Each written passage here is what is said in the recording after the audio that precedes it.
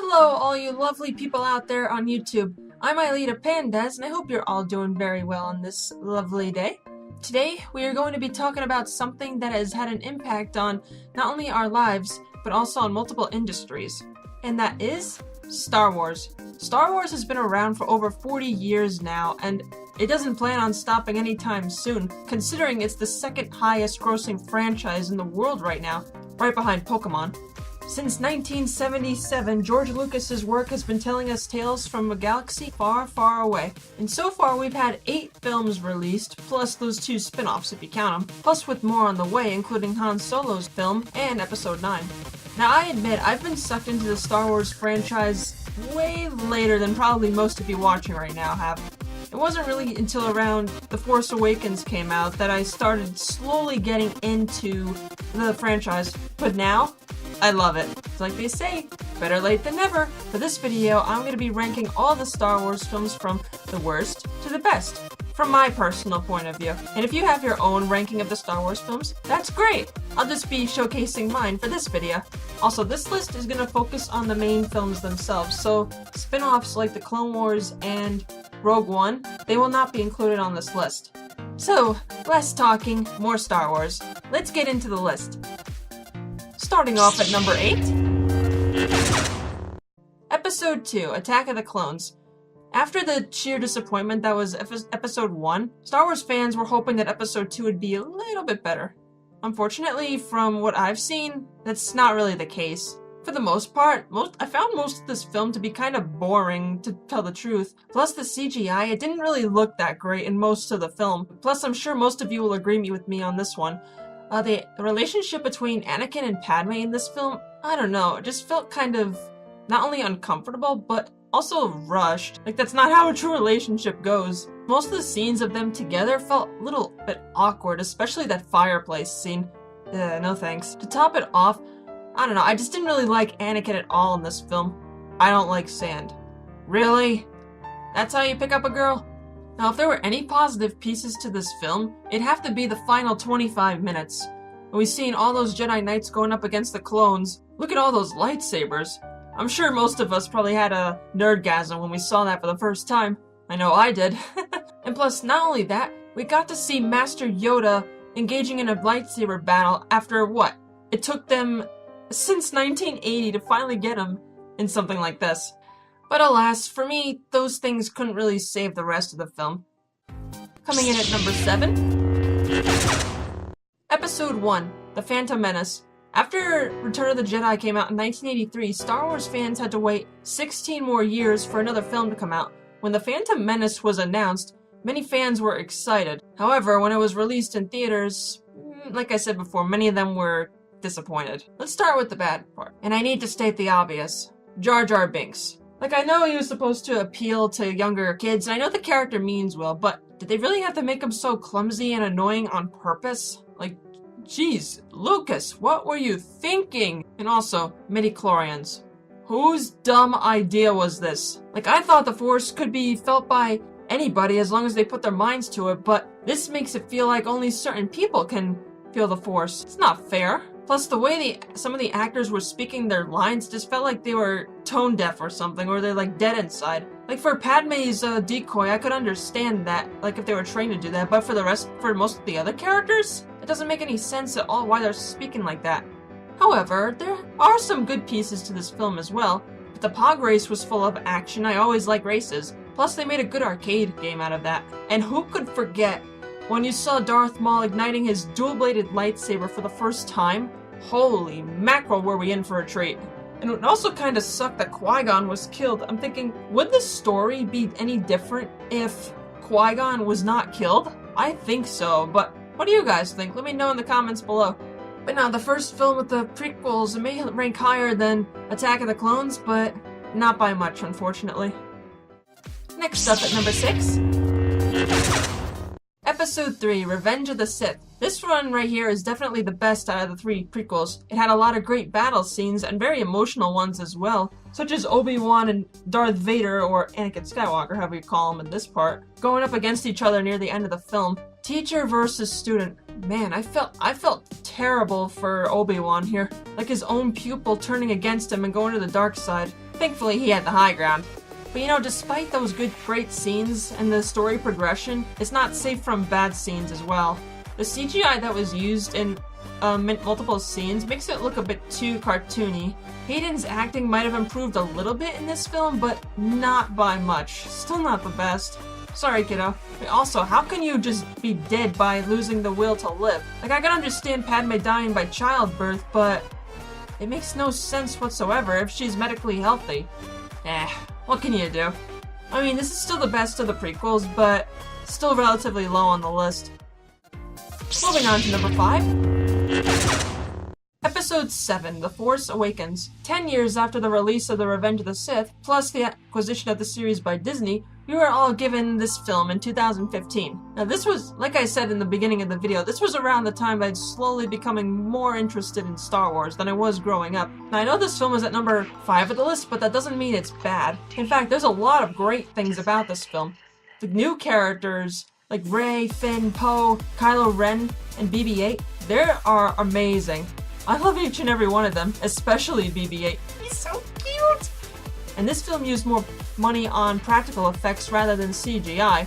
I mean, sure, you can still see CGI in it, but I think the practical effects really help hide some of that CGI. They did a really good job on that. The humor is improved, and so has the acting compared to the prequels. And of course, the music is just as good as ever, thanks to the legendary John Williams. But even this film is not safe from the bad things. To me, I felt like there was not enough screen time for certain characters, like Phasma and Poe. I mean, Phasma, she's such a badass villain, and Poe, we barely see him in the film. Like, we see him in the beginning, then he disappears for most of it and comes back near the end. And lastly, I felt like this film was a little too similar to A New Hope. But I mean, I can understand why they did it like this, because after what happened in the prequels, fans needed something like this. So the similarity was a good and a bad thing. Coming up at number 4. Episode 6, Return of the Jedi. Since Empire Strikes Back had given such a cliffhanger, fans had to wait 3 years for this film to finally be released. They wanted to see what would happen next after so much had happened in the previous film. And a lot did happen in this film too. For example, if you don't count the deleted scene on A New Hope, we finally get to see Jabba the Hutt in person, and he is creepy looking, I'll tell ya. Plus, the battle over the Sarlacc pit, it's one of my favorite group battles of the original trilogy. So much action going on, and I never get tired of watching this scene over and over. Later on, the battle of Luke against his father is a lot more emotional than it was in Empire Strikes Back. Like, we know, like, Luke wants to defeat Vader, but at the same time, he doesn't want to turn to the dark side. So I can see why it's a bit of a challenge for him. And then at the end, Darth Vader finally redeemed himself by saving his son from the Sith Lord. Too bad he died, though. He was such a great character. Even though this film is great, it doesn't leave it from a few bad things. Mainly from the Blu-ray. For instance, the song change that was made in the Blu-ray, I didn't really like that. The original piece that was played at Jabba's was a lot better, and plus they put in too much CGI on those changes. And I know a lot of Star Wars fans were kinda not happy with the Ewoks. To me, I'm 50-50 on them. I mean, they are cute, but I just find it silly that they could beat all those stormtroopers. Oh, we got weapons. Oh yeah, we got trees and rocks. Who wins? But no offense to James Earl Jones, adding Vader shouting no twice, that wasn't really necessary. I mean, the scene of Vader saving Luke was perfect without those two no's. But hey, what can you do? Still a great film. Next up at number 3. Episode 8, The Last Jedi. Okay, hold up. Before you start chewing me out in the comments, hear me out. Let me explain why I like this film. The Last Jedi is currently the most recent film in the Star Wars franchise. And this was the first Star Wars film I got to see in the big screen, and that was an experience I will never forget. I know a lot of fans have been focusing on the bad parts of this film, but there's a lot of good parts too that I feel has been overshadowed by the bad. Now I know a lot of people don't like Luke Skywalker's change in this film, but I mean, you have to think. This film is set 30 plus years after Return of the Jedi. Of course people are going to change in that time period. Plus, a lot has happened over those years to Luke. I mean, his own nephew turned to the dark side and slaughtered the rest of his students. I don't know about you, but if I was Luke Skywalker, I'd feel devastated, just like he was. And plus, Mark Hamill's acting in this film, it was really good. Why does this guy not have an Oscar yet? When I saw the porgs in the trailer, I was afraid they were going to be annoying like Jar Jar Binks, but after seeing the film, they're not too annoying, they're pretty cute, I have to admit, and they were on, I'd say, just the right amount of time. Also, I wish that lightsaber would go off in that porg's face. Oh well, what can you do? This film is also a little bit emotional because it is the final film that Carrie Fisher appeared in before she tragically passed away. Man, it makes you think what they're gonna do to her character in episode 9. Also, that scene with Rey and Kylo teaming up to defeat Snoke and his guards, that right there was one of the best parts of the film. And lastly, that hyperspace sacrifice scene. We had never seen anything like that before in Star Wars films. When I saw that occur on the screen, I literally almost dropped my popcorn from astonishment and shock. But of course, I can't leave out parts of the film that I didn't really like at all. Like for instance, we don't know that much about Snoke before he died. Like, who is he? Where did he come from? Why is he evil? I'm sure maybe this will be answered in like the future, maybe in books or maybe a separate film. But for now, it's just a mystery. Phasma's battle with Finn I felt was a little bit too short. Plus, I don't want to say she died, but it looks like she did. But deep down, I'm thinking she's still alive. Because she's such a badass. Well, we'll find out in episode 9. The casino scene, to me, felt a little bit unnecessary, or at the least it could have been chopped down a little bit. But I can't leave out BB-8 shooting those coins. That was hilarious. And lastly, that milking scene with Luke. Like, Luke, you're my favorite character, but I had to look away from the movie screen at that moment. It was a little bit cringy. But other than that, really good movie. To me, why this film is at number 3 is because it feels different compared to most of the other Star Wars films. It's as if to move on to something new and not rely on nostalgia all the time. But then again, that's just me, and it might not apply to most of you as well. You never know what'll come in the future. Next up at number 2. Episode 4, A New Hope. Yep, this is the film that started everything. It might not look like much to today's movie standards, but back then, it was a huge game changer for cinema in general. Like, there are so many iconic scenes in this film, you'd have to play a drinking game and take a drink whenever an iconic scene shows up. From the opening crawl to the binary sunset, the garbage chute scene, and to, of course, the Death Star getting blown up by Luke. I still get chills every time I watch that scene.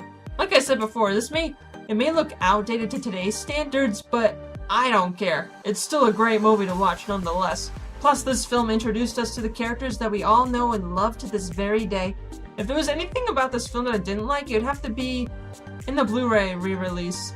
Some of the CGI they added I felt was a little bit unnecessary. Other than that, perfect film.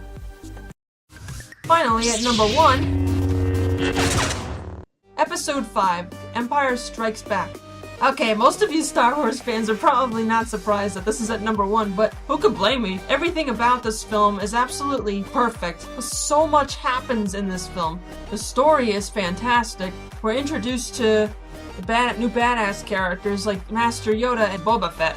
And not to mention, a lot of really dark stuff has happened in this film. To Han Solo getting frozen in carbonite, to Luke losing his hand, and finding out that Darth Vader is his father. Which this scene is arguably the biggest plot twist in cinema history. And thank goodness we didn't have the internet back then, otherwise this scene would not be as iconic as it is today. But no, thankfully the iconicness of that scene lives up to today if you had never seen a Star Wars film. The only thing about this film that I didn't like was, again, on a re-release, how they changed Boba Fett's voice. I mean, come on, the original voice was perfect. Why they change it? What can you do? Still a fantastic movie nonetheless. And it's gonna take a lot to beat this film.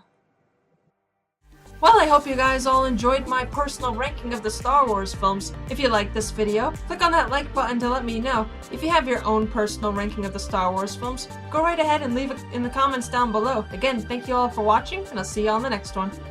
Love y'all!